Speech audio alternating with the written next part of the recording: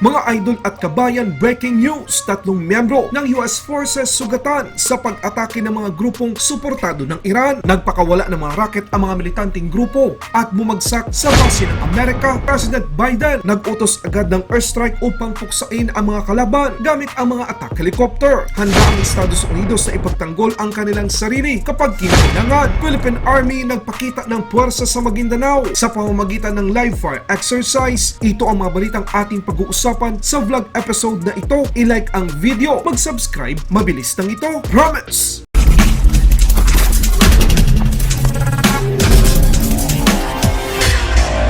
Tatlong membro ng tropa ng Amerika ang nasugatan sa mga pag-atake ng rocket sa Syria noong Miyerkules na pinaghihinalaang kagagawan ng militanteng grupo na suportado ng Iran. Ang mga rocket ay bumagsak sa dalawang magkahiwalay na lugar sa hilagang silangan ng Syria simula bandang alas 7 ng gabi lokal na oras, sinabi ng Amerika noong huling bahagi ng Miyerkules sa isang press release. Maraming mga rocket ang tumama sa loob ng perimeter ng Mission Support Site Konoko na sinundan ng mga karagdagang rocket na tumama sa paligid ng Mission Support Site Green Village. Dahil sa insidenteng ito, nagpalabas ng utos si President Joe Biden na maglunsad ng counter-attack sa pamamagitan ng isang airstrike laban sa mga kalaban. Tumugon ang puwersa ng Estados Unidos sa pamamagitan ng paggamit ng mga attack helicopter ayon sa inilabas na pahayag ng US Command. Sinira ng attack helicopter ang tatlong sasakyan at kagamitan na ginamit sa paglulunsad ng ilan sa mga rocket at ang sa inisyal na impormasyon ay napag-alaman na tatlong pinaghihinalaang militante ang nasawi sa isinagawang pag-airstrike ng Estados Unidos. Babala ng Amerika, hindi ito magpapabaya sa mga pag-atake ng mga puwersang suportado ng Iran, lalo na sa mga tropang Amerikano saan man sa mundo, at hindi ito magdadalawang isip na protektahan ang kanilang sarili at gumawa ng mga karagdagang hakbang kung naaangkop, sabi ni Colin Kahl, ang Undersecretary of Defense Policy sa Biden administration. Ang airstrike na ginawa ng US Forces ay binibigyan diin na ang Amerika ay hindi magdadalawang isip na ipagtanggol ang sarili kapag inatake ng kalaban. Sa ibang balita naman, nagsagawa ng live fire drill ang 6th Field Artillery Battalion gamit ang 105mm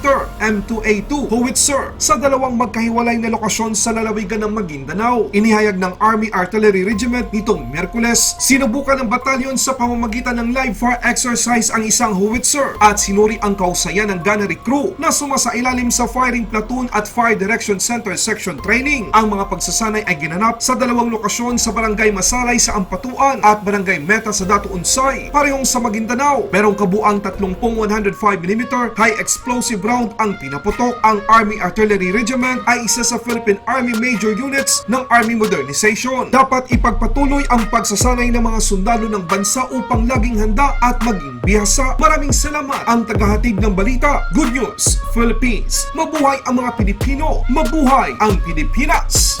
Laban Pinas.